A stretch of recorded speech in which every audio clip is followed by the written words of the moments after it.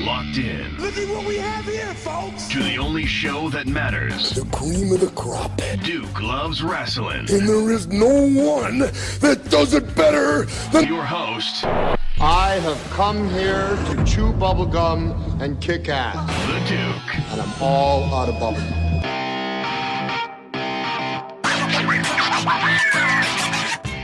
Hi, this is Earl Oliver from Sully's Vintage Wrestling. This is Raj Giri with WrestlingInc.com. This is Sean Reed, boxing writer and undercover low-key wrestling fan, and you're listening to Duke Loves Wrestling.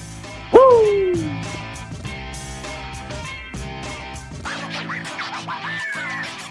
Welcome back to Duke Loves Wrestling, the show about pro wrestling and everything else. What's going on, folks? Hope you and your loved ones continue to be safe. I hope there's some good weather out where you're at. You know, here in sunny Boston, Massachusetts, I think we've finally broken away from that colder weather, and it's definitely, the thermometer is starting to tick up a little bit, you know, and which also means the allergies. Oh, my God, the allergies. I got to take my allergy pill literally every single day, okay? And this is a new one for me, folks, because I'll tell you, I was not one of those allergy people until, you know, the past 5 years or so. But now, man, I notice a difference when I don't take my allergy pill. It's just, and these days, you know, if you sneeze, it's like, oh my God, do I have the cooties? What's going on? You know, so if you're somebody that, you know, the allergies start to flare up, especially this time of year, please take your allergy pill, set an alarm, whatever you got to do, remind yourself, because it is tough when you forget. Trust me. And also stay hydrated. You know, that's a big deal there. You know, I'm excited because this week I have literally one of the hottest indie wrestlers on the scene today. It's a guy who, you know, he's a New England guy like I am, but he's really tearing it up down south right now and making a strong name for himself. So I said, you know what, I got to get this dude on the show and get some information. So without further ado, welcome to the Duke Loves Wrestling podcast, my man, Ray Fury. What's going on, Brother Fury? What's going on, brother? How you doing? I'm doing well. Welcome to the show, man. Listen, you're a New York guy, but you're based down south right now. What's going on with that? I mean, how could you leave the cold New England weather for the sunny days down south there? Man, long story short, my wife, she had family out here already in down south Mississippi. And so when she magically got pregnant, she moved down here for some more support from her family. And I ended up just following her. And then that's when I found my first indie promotion. And, you know, I went to the show the second time around, got in touch with the right people. And that's when I began training. You know, Ray, one of the things that I love to talk about, you know, obviously I'm a big pro wrestling fan and you're a wrestler, but I love to talk about food. So as a New York guy, right? Everybody wants to talk about New York pizza and all that other stuff, the big pizza slices, but I'm a guy that understands that a good steak and cheese sub, you know, outside of Boston, you can get it in New York too. You can get yourself a good steak and cheese sub. Some places, when you go a little further up to New York State, they call them hoagies or what have you. But have you been able to find some food down there in Mississippi that reminds you of home at all? It's tough, man. There's not a lot of good pizza places down here. They're different. Like, they'll make a thick pie, you know, thick pie with a lot of toppings, but it's not the same as New York. I found a spot recently that makes Philly cheesesteaks, and they're pretty good. So I've been content with that. But I've become a wing guy, man. I've been eating a lot of wings, man. I love me some good wings. So I've been testing out a lot of different places that make wings. Now, wait a second. You said Philly cheesesteaks, which, okay, I understand, you know what I mean? But I know in New York, you guys don't call them you don't call them cheesesteaks in New York. Now, come on now. There's no reason to hold back here, Ray Fury. Tell the truth. What do you call the meat inside the bread? What do you call this type of sandwich now, brother? Come on. I just called it a Philly. Like, hey, man, I'm going up the block. I'm going to go get a Philly. I know. It might seem wrong, but everybody knows Philly will be, you know, the steak, the cheese, the mayonnaise, the ketchup on the Italian bread, on the hoagie. Okay, well, at least you said hoagie at the end there, because I was about to send all of my fellow Yankee fans after you, brother, because this is just, I think that's what you was waiting for. The I hoagie. was waiting for the hoagie. And, you know, we talk about Mississippi. A good friend of mine who, you know, is no longer with us, God rest his soul, former Speaker of the House, Tim Ford from Mississippi. I was having some great conversations with him when Mississippi was starting to get into the whole riverboat casino business.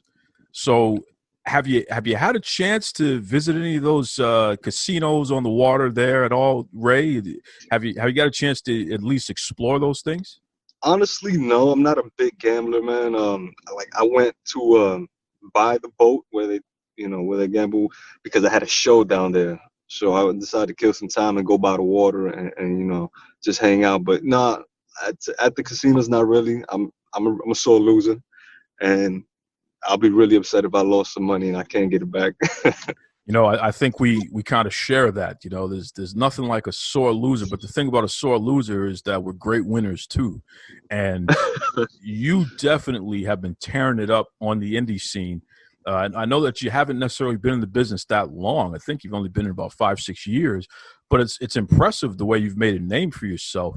What do you attribute your drive to? I mean, especially the way that you market your brand as Ray Fury. What is it that motivates you to be so consistent and to do such a great job of getting your name out there? What really drives me is social media, man. I know it sounds bad because I try not to let that take over me, but I feel like social media is everything. You know, your presence on there is just as big as your presence in the ring and as your last match. So I try to be prominent on there and promote myself and promote my brand as much as I can and keep it strictly business. You know, I try not to post too much personal things on there and just, push me and my brand, I think that's the best way to go right now in 2020.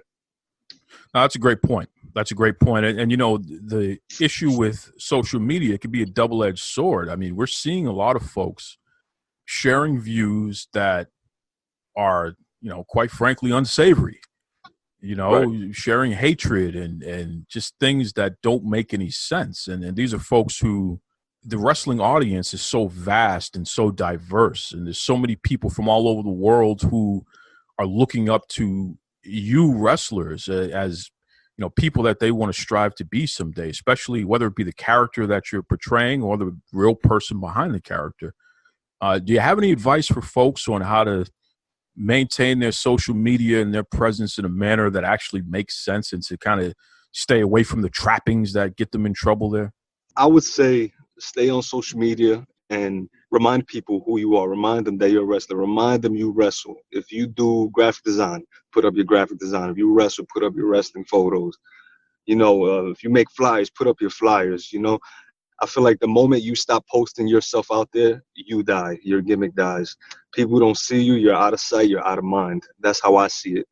Another thing I wanted to touch on was at shows, at autograph signings or whatever you might be doing for that promotion, and fans come up to you to speak to you, please give them the time of day, give them that conversation, show them love.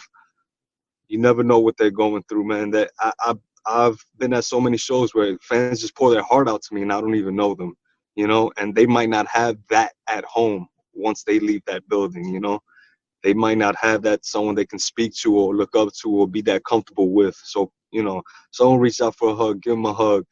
They want to cry on your shoulder, let me cry on your shoulder, Obviously it's to an extent because there's probably hundreds of people there at a show, but, just be kind to all your fans. You never know what they're going through. That's a great point. That's a great point there. We're talking to Ray Fury, literally one of the hottest free agents on the market right now in the indie scene. Ray, Black Lives Matter. This is an ideology, a term that is literally a lightning rod in America right now and really around the world. And, me personally, I just don't understand why, because it seems like such a simple concept and really just kind of strange that you'd even have to say that to anybody. Hey, Black Lives Matter. What does it mean to you when you hear Black Lives Matter, or when you see people out protesting and having to do so in order to remind the world of what should be a very basic concept? Man, honestly, it hurts me, man. It really does hurt me. And it takes me back to that feeling when I saw the George Floyd video. That really hurt me, and I only watched it one time. That made a big impact on my life. I tell my wife, man, the protesting, the rioting, the looting, this was inevitable. I feel like it's every 2 weeks someone else is on the news, So another black man, another black woman, anyone is on the news from being slaughtered by the cops. And it's happening far too often. And at some point it has to stop, and people are going to stand up and take a stand for themselves. And I just hope it doesn't get any worse than what it is right now, because if it does, I don't know what direction this country is going to go in. So I just ask everybody, no matter what race, no matter what color you are, please unite. Please stand up for what you believe in, and let your voice be heard, because, we can't start changing the country if we don't start with ourselves and our community. It's great words, great words. And, Ray, I know that you personally know some great police officers and what have you. So It's not as if you're saying all police officers are bad or anything like that. No. There are black and brown people within the police ranks as well. So what do you say to folks who may hear Black Lives Matter or something like that and immediately feel that it's being disrespectful to police to even say that? Again, I have police officers, black and white. I have one of my best friends is a probation parole officer. We have these conversations all the time, but they shouldn't feel any type of way when you say Black Lives Matter, because it has been documented. It has been videotaped that these black individuals are getting killed on camera. Don't get me wrong. White people might be getting killed as well, but the black people are getting killed far too often for people not to say anything. And that's why we're in the position we're in right now. And here in Boston, we just declared racism a public health crisis. So literally our entire legislature is working together with community to figure out ways to address systemic racism, and through money and legislation and really ideas, sweat equity. We're making this a priority to defeat racism here in our city. And that's awesome. Again, it's a pandemic. There's another pandemic going on around the world, and it's COVID-19. And it has completely rocked all industry. Nobody has been able to not be affected by this. So on a personal level, as a pro wrestler, did you ever imagine that you would see a time where literally the entire business just stopped? And, a lot of the things that became the focus, instead of live events, it really turned to online and the marketing and the what have you, some of the stuff that you've been doing. Did you ever think you'd ever see a time where something like this would be happening in pro wrestling? No, man, never would have thought it would have been to this scale where they have to even stop NBA games and all professional sports got to come to a stop, period. It's different, man. But I keep telling people, we're in the midst of history. History is writing itself, and I'm just asking everybody just to pay attention, because we're right in the smack middle of it. We're going to be talking about this 5, 10, 15 years from now. Hey, remember the quarantine 2020? Remember the coronavirus pandemic? Yeah, we were there, and this is what it was like. That's for sure. And, Ray, you're a guy who, and this is one of the things that fans love about you. I mean, you wear a mask.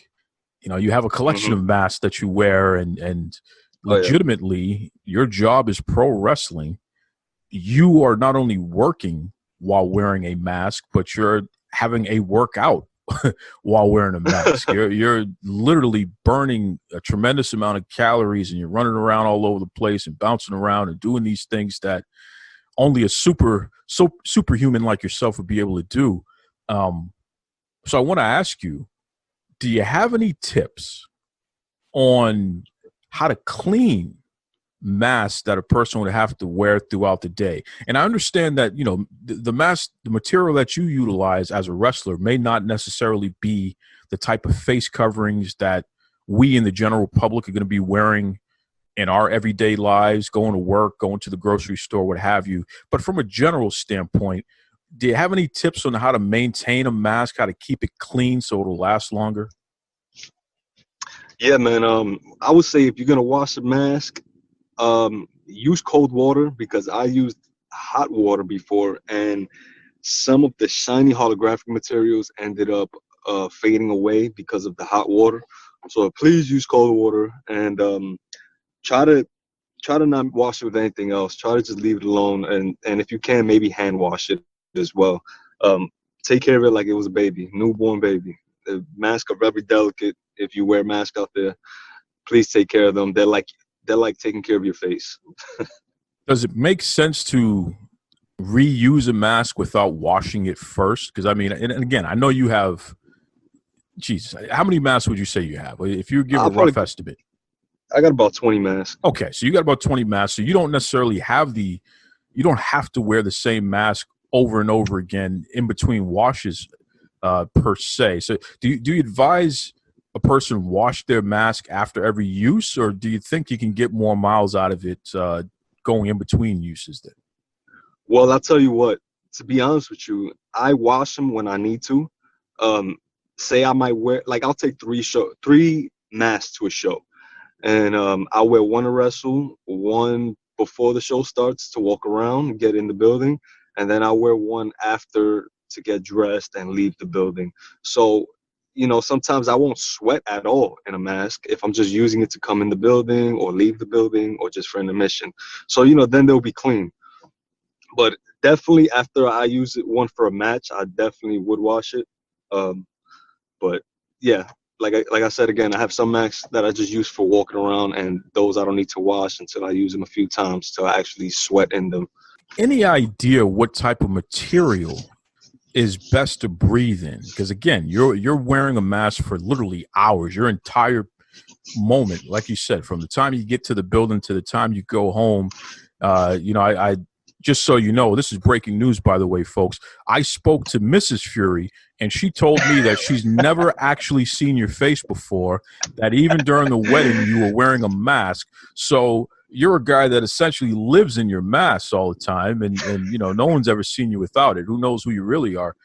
But can you tell us what type of material breathes and moves with everyday use better, if you have any idea? Man, honestly, I just try to put up whatever material my gear guys try to make my mask out of. As long as it looks good, I will put up with it. Some masks are much thicker than others, but hey, that's the price you pay when you want to be beautiful. So I'll take it.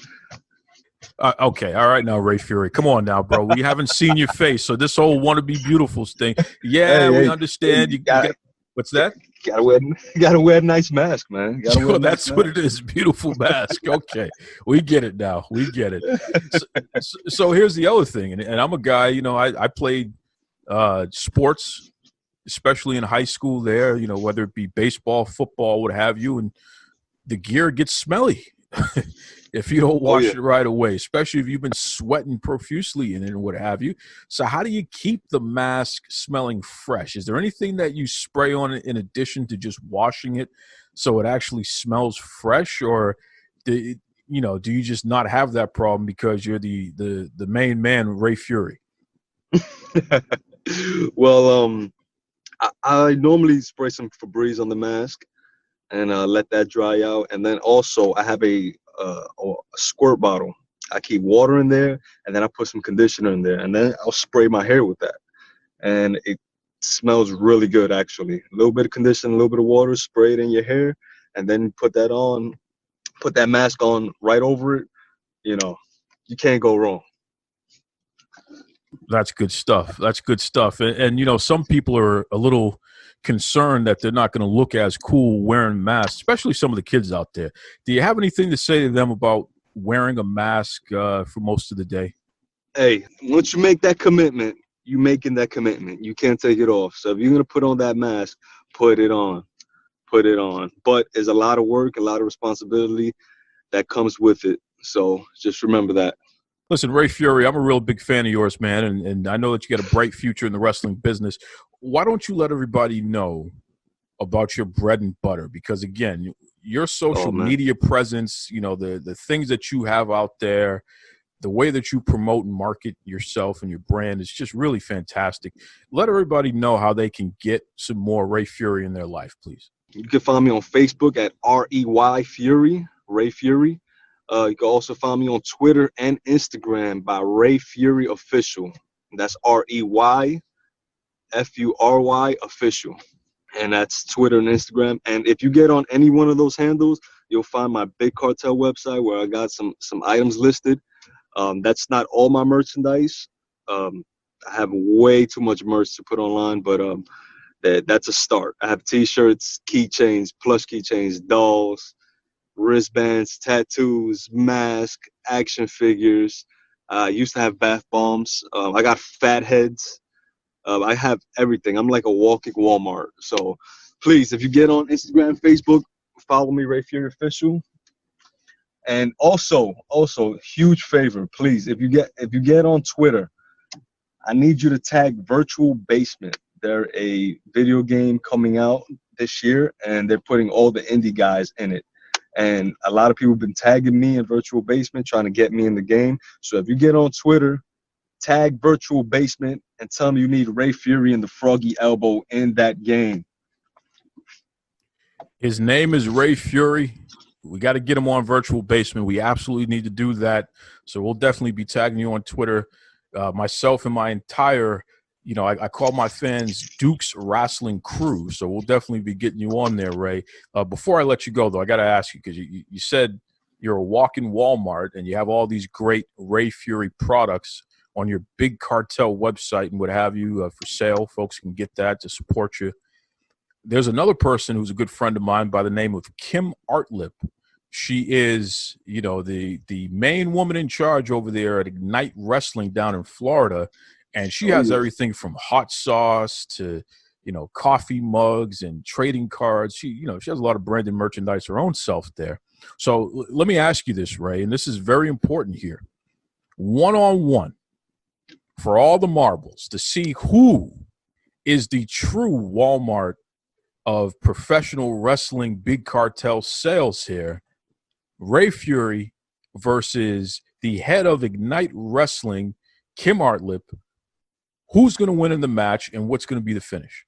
You already know Ray Fury's going to win. The finish, Kim Artlip, you're going to take a Fury cutter on all the enamel keychains. And once you're down laying on the keychains, my Ray Fury plush doll is going to jump off the top rope and hit you with the Froggy Elbow for the 1, 2, 3. Now, can I get 2 claps and a yeet, yeet, yeet, yeet? What a great conversation with Ray Fury. I mean, really just a bright star, good person, really good person. I love that. I love that. I love being in conversation with people who not only I can learn from, you know, and that was great insight on masks and how to maintain a mask, how to keep it fresh and things of that nature. A person who wrestles under a mask, they're spending hours under a mask, they would have some insight for us, right? Since we're all having to wear masks in this COVID-19 world right now. But it's just interesting. You can learn a lot from him. Sharp guy, nice guy, and more importantly, in the ring, you can get it done. So, got a lot of time for Ray Fury, and I'm just excited to see what's going to happen in the future for his career, because he's awesome. Awesome. And I'll be sharing the information, folks. We definitely want to help him get to be a character in that game that he was talking about, and I want you folks to check out his Big Cartel because he has some great items there. It's all about support. That's right. Listen, it's the 18th of June, and I want to give a special shout out to Big Vito Lograsso. think he's 21 again. Oh, my line is ringing. I got somebody special here. Hold on. Hello. Hey, how you doing today? Happy That's right, birthday the to BIGV you. from Happy the birthday LOG, to man. you. Happy birthday, Big Vito. Happy birthday to you. All right, I'm telling you. And many more. I just That's got right. out of a Manny Pedi salon day, and you know what? For the first time, I painted my toenails a light baby blue. You really No, did. Vito, you're on the Duke Loves Rasslin podcast right now, Vito. So you're being recorded. So I want everybody listening right now to know that if you That's see good. Big Vito Lograsso walking around in the neighborhood, look down, you'll see his baby blue toenails. Okay. Hey, that's his shirt. Match my shirt and shorts, kid. I went baby blue today. I love you. Listen, Vito, the fact that you already have the hot wife, so you could get away with doing things like that, who's going to say what to you, right? Who's I going to don't say know. what? All the ladies in the salon thought it was sexy as I shit. think it's cute.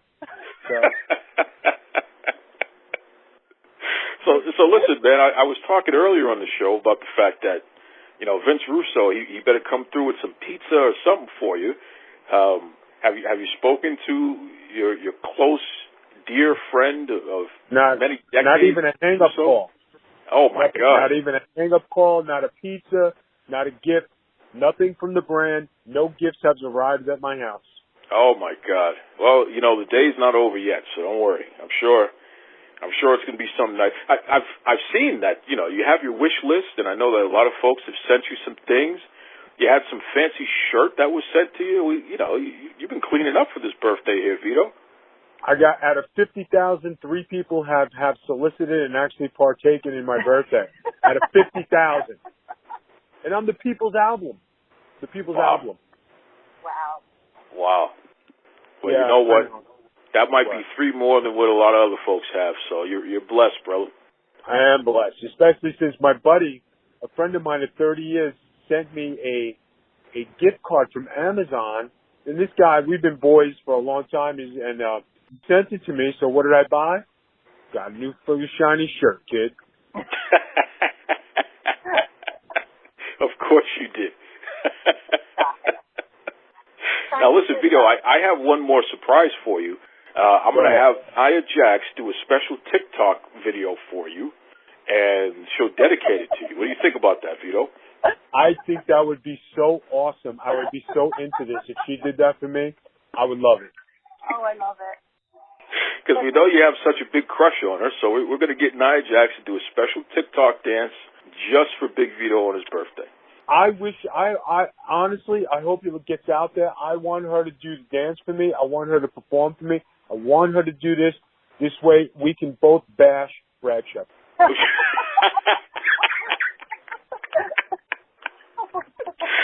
I didn't see that one coming at all. Well, it's my birthday, so I can really do what the hell I want. So so be it. Well, you heard it there first, folks. Big Vito Lograsso wants to team up with Nia Jax on his birthday in order to bash Brad Shepard. So there you go. All you Brad Shepard haters out there, I'm sure you're going to eat this one up. Yeah, just for today, if me and Nia could TikTok together, that would be so awesome. I mean, I would love it. That would be a birthday dream come true. I bet. So listen, I got to ask you one last question, Vito. What's on the menu for the birthday? I don't know if you're going to have the birthday meal today or another day, but we're saving the birthday meal for Friday, Saturday, Sunday.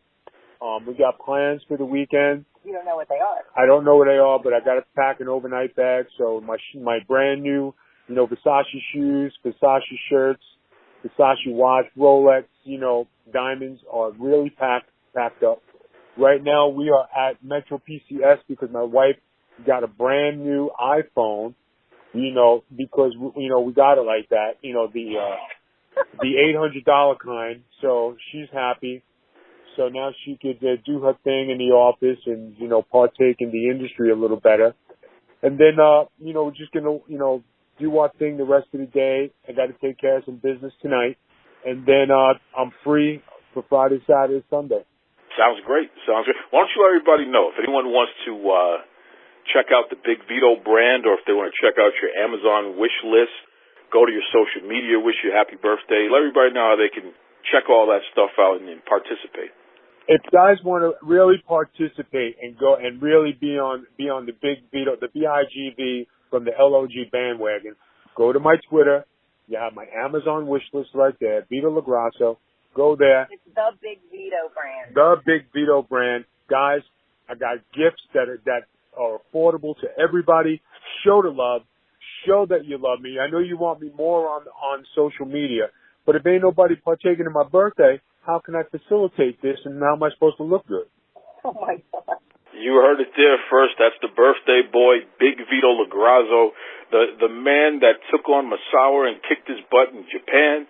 He's beat people up in ECW, WCW, WWE, in the neighborhood, military vet, and most importantly, he has a beautiful, caring wife who will kick his butt with his little blue painted toenails if he ever steps out of line. Happy birthday once again there, Vito. Thank you very much, Duke. To everybody out there who has wished me a happy birthday, thanks from the bottom of my heart. It's very nice to be loved, and I thank everybody partaking and sending me birthday wishes on Facebook, on Twitter, on Instagram. Hit me up, on private message. Thank you guys. I greatly appreciate it. Can you believe this guy, Big Vito Lograsso? He's got his toes painted blue to match his shirt for his birthday. Incredible. I mean, just incredible. Vito is, I don't think he's too happy with his longtime friend Vince Russo, because he says Russo hasn't even sent him a pizza or anything. So, Vinny, get Vito his gift there before he beats somebody up, please. Jeez.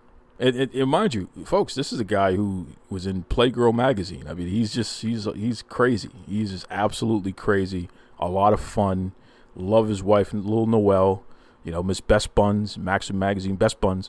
The two of them together, they deserve their own TV show. They're so hilarious. So again, happy birthday, Big Vito. It's really been a strange week in pro wrestling, folks.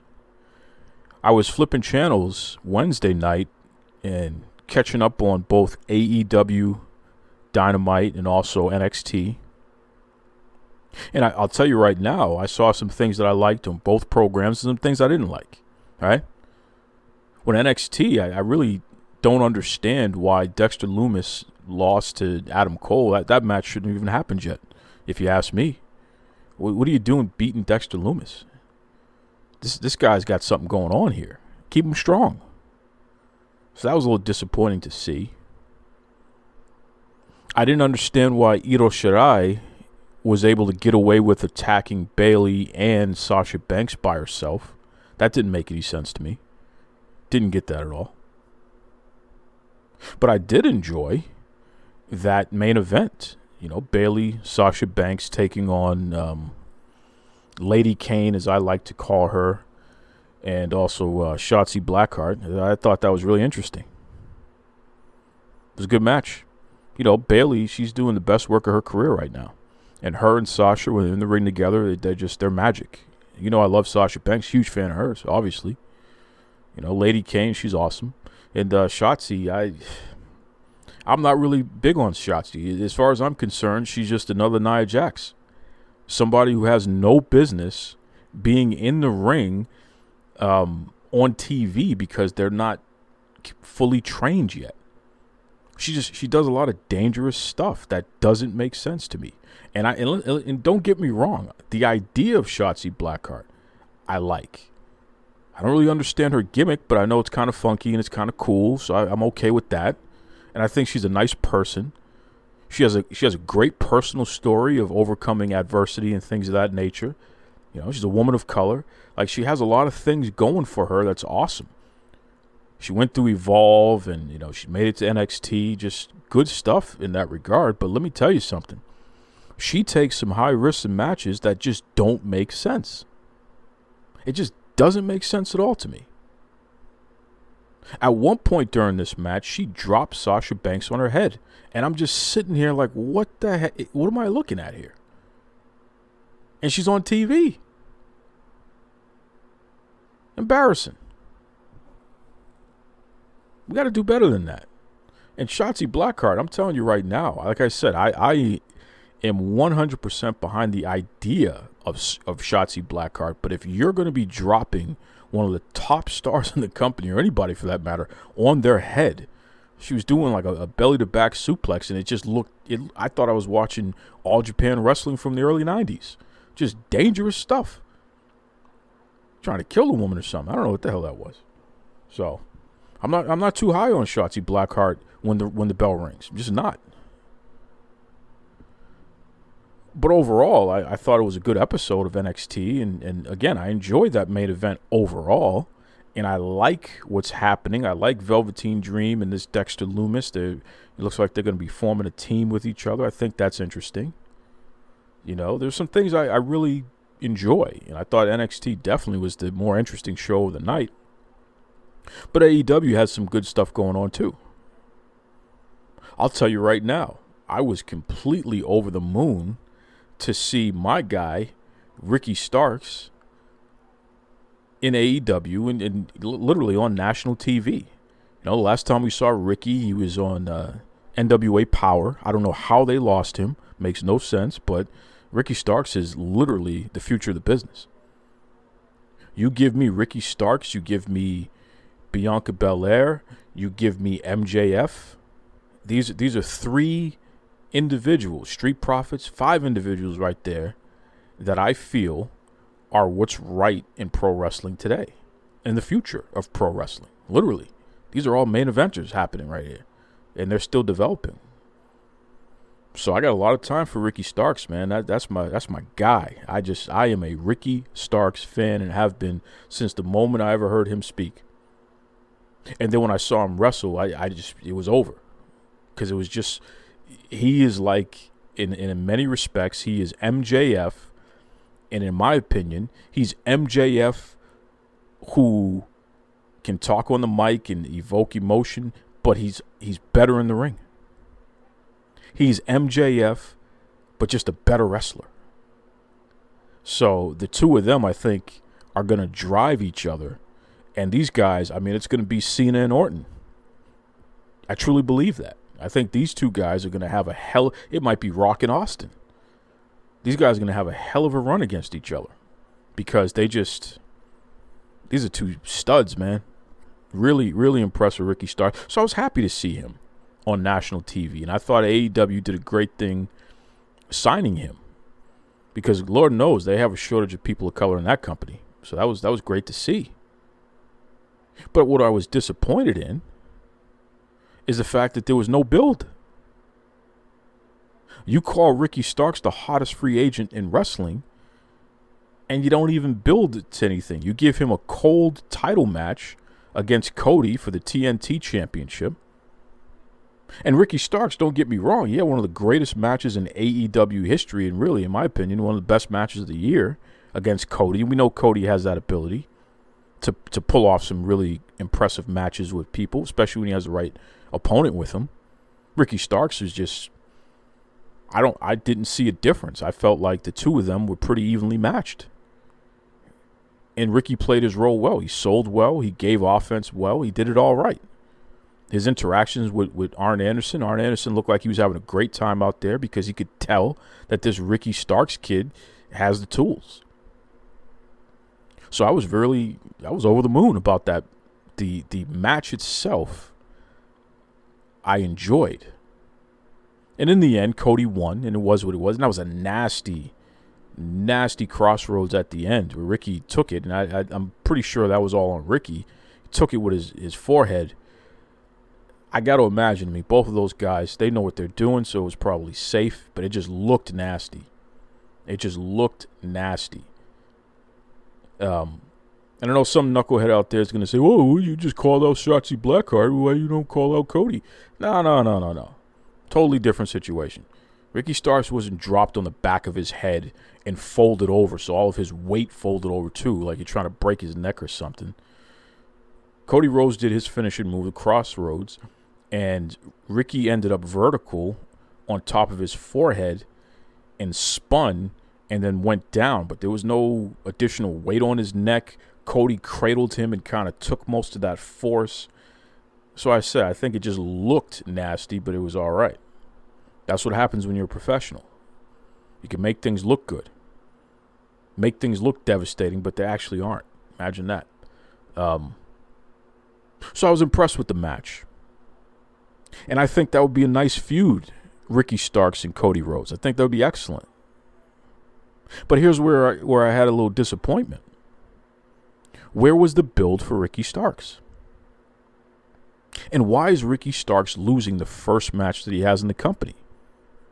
And why wasn't Ricky Starks given an opportunity to cut a promo, which is something that he does very well? He's excellent at it. He's probably one of the best stick men already in AEW, and he just got there. Why wouldn't you allow Ricky Starks to get on the mic day one?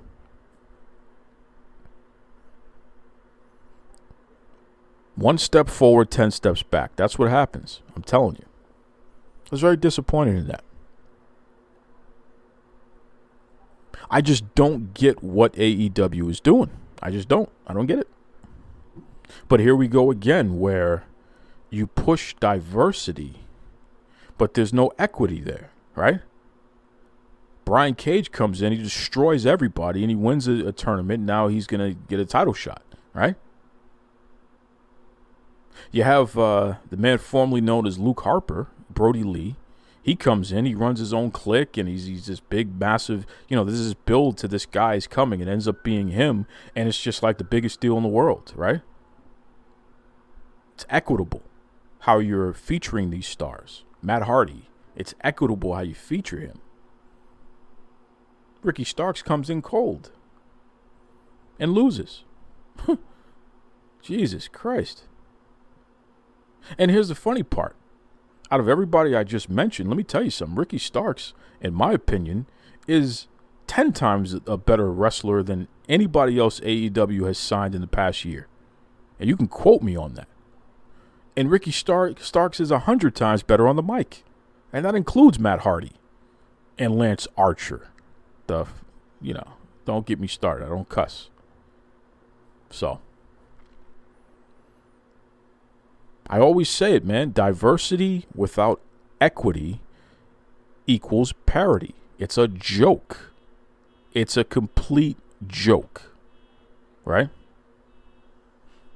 And this is old school WWE stuff. Don't get me wrong here. They did something similar at the pay-per-view where, Bobby Lashley should have won the championship against Drew McIntyre. Bobby Lashley has a great thing going on. He's got MVP as a stick man. You got all the racial unrest and the protest and everything going on here in America today. Can you imagine if Bobby Lashley won the championship and he and MVP were calling out the WWE for systemic racism through the years, through the history, calling out pro wrestling in general for systemic racism, and they have the championship, so you got to listen to them? Can you imagine if you formed a Nation of Domination 2.0, something that was more in line with today? Can you imagine? And somebody's listening right now, they're going to say, oh, Duke, you can't do that. You can't do that. Well, why not? Pro wrestling takes real life, man. It magnifies it. There are lessons to be learned through pro wrestling, just like any other soap opera or TV drama. Right? That's all it is. I don't understand why Bobby Lashley's not the champion right now. This gimmick has legs. And if he would have won at the pay-per-view, it just would have been completely on another level. Equity. Talking about equity, man. That's what it's all about.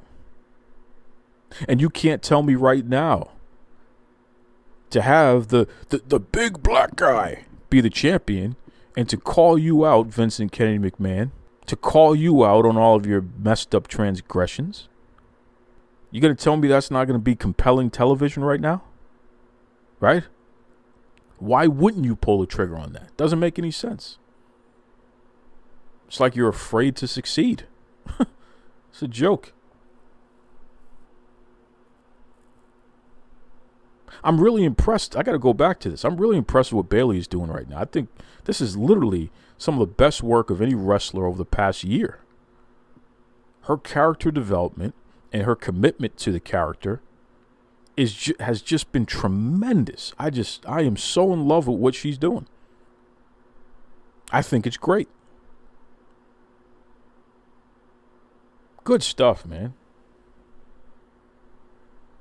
Some concerning stuff is that, they say that one of these developmental talents has tested positive for coronavirus, COVID-19. And they were at one of the tapings. So others possibly were exposed. That's not good. So now WWE, they're testing folks, and they even had a couple of wrestlers take pictures of themselves getting tested, which is great. But I hear Kevin Owens, who recently lost a loved one to COVID-19, he wasn't at the last set of tapings, just out of concern. Better safe than sorry. It's the world we live in today, folks. It's tough. Some of the Dallas Cowboys and the Texans tested positive for COVID-19. And these are athletes, they're probably going to be able to recover, but still, some scary stuff, man. Got to be careful out there, folks. Keep wearing your mask, keep washing your hands, social distance as much as you can, please. Please. Something came across my desk this week, and it's just very concerning.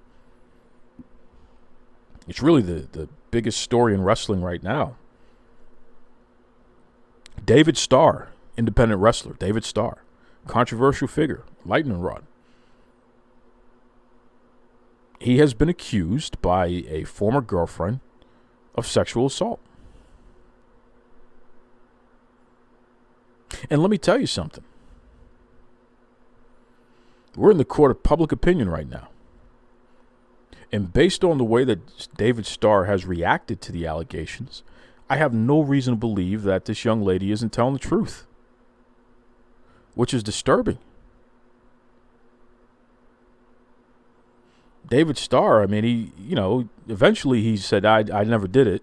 But then he goes in, but I was really bad to her, and I misinterpreted some things, and I'm paraphrasing, but you get the point. But she has screenshots of him trying to defend he doing things that she explicitly told him not to do and what have you, sexual things.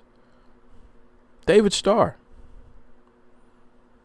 This is the guy who's supposed to be developing a wrestlers union, and he's a self-professed feminist. And, he gets behind all these causes and things like that. And listen, I don't know David Starr. His heart might be in the right place there with all of these things. That's great. But it makes me wonder now, are you motivated to do so much for others because of all the terrible things you've done to people in the past? Is it possible that you're a wolf in sheep's clothing? David? And look, I'll tell you right now, I'm equal opportunity. So, whether it be the survivor of this sexual assault or David Starr himself, anyone who wants to come on the show and tell their side of the story, you're always welcome. I'm not going to turn anybody down. I'm not looking for that conversation to happen on the show, but I won't turn it down either. So you're welcome to come on and say what you have to say, because I'm giving my personal take on something that's affecting your life personally, that you're living through. So the least I could do is make the platform available if you would like to utilize it, right? But I tell you right now, man, what a horrific, disgusting turn of events. The guy that loves to call everybody in the world out, David Starr, being accused of sexual assault and doing a really poor job of convincing anybody that it's not true. It just, oh my God. So I don't get into this whole idol worship stuff. There are wrestlers and there are people that I'm a fan of and that I like that have entertained me and that I appreciate, that I care about, what have you, but there's a limit to that, right? Because people are people. And if there's one thing I know about people is that, people are pretty imperfect. So I say that just to remind everybody out there, just be careful out there, please. And don't put too much faith in any one person because, oh my goodness, it's pretty awful when you get to see people's warts. And in sexual assault, I mean, that's a pretty big extreme. That is just like, whoa. But, people are people, man. And people are sometimes are just rotten. And that's a rotten thing to do to anybody. And I hope if there is legal recourse that can be taken, that David Starr has his day in court. And if it's not true, that he's able to prove it and all these things get taken back and what have you. But if it's true, I just hope that he's prosecuted to the fullest extent of the law. Because if it's true, then he's the worst human being on the planet. Or he's in that class. He's in that category. As far as I'm concerned. And you can quote me on that. Just terrible. Terrible. And shout out to the survivor for speaking up. It's a brave thing to do. Not easy. Because you put yourself out there to be criticized and discredited. People start digging into your life and finding things to find fault. David Starr accused her of leaking nudes of him, which was just, I don't even understand where that came from. How was that a defense? Just, whatever. David Starr. And then he has the audacity to say, well, if that's it for wrestling, that's okay. Come on, man. Get off the social media if that's the best you can do. Doing a poor job of defending yourself, and no one believes you because of how you reacted to these allegations. It's poor. It's poor. I'll tell you something, folks. I'm trying to find the silver lining in a lot of these situations here. Because I am a guy that looks at the glass as half full. And I think that it's important that we do find a way to find the bright side, because it exists. But we have to hold people accountable. And when you are part of a culture or you're part of a community and you are doing something that hurts the community, then you need to be identified and you need to be excommunicated if reform is not possible, right? I think that's really what the heart of the debate is today when it comes to law enforcement. These are professionals who are being paid through tax dollars. And, they've been given the ultimate authority. They have weapons and they can use deadly force. That's a lot of responsibility, man. So when they do something that is completely against what they should be doing, they should be held accountable for it, right? Well, the same can be said about pro wrestling. We can't have these folks around children and whomever, if they're doing things that are just completely unacceptable. Can't have that. You got to police yourselves. There's rumors going around that people knew that David Starr was this kind of person. What the hell is wrong with you that you would allow this to exist within the community? And don't get me started. There's a long history of this stuff, man. There's a long history. And a lot of folks out there should be called out for it, for allowing it to happen and exist for so long. There are people in the WWE Hall of Fame who were child molesters. And it's not even debatable. There's no, you can't miss that. It's a fact. You got to police that. This podcast has a private Facebook group. And you know, a lot of my core audience members and former guests and just people in the business that I have a lot of respect for, fellow fans, we get together and we talk, and I bounce ideas off of them. And a lot of the talking points and things that are discussed on this show start there. And there's somebody who is part of the community who come to find out that, you know, they were doing some things that were unacceptable at a point in their life. And they wanted to talk about it openly like it was okay, and it wasn't okay. I dealt with that in a very direct manner. Excommunicated that person from the community. Done. See you later. Got to police ourselves, man.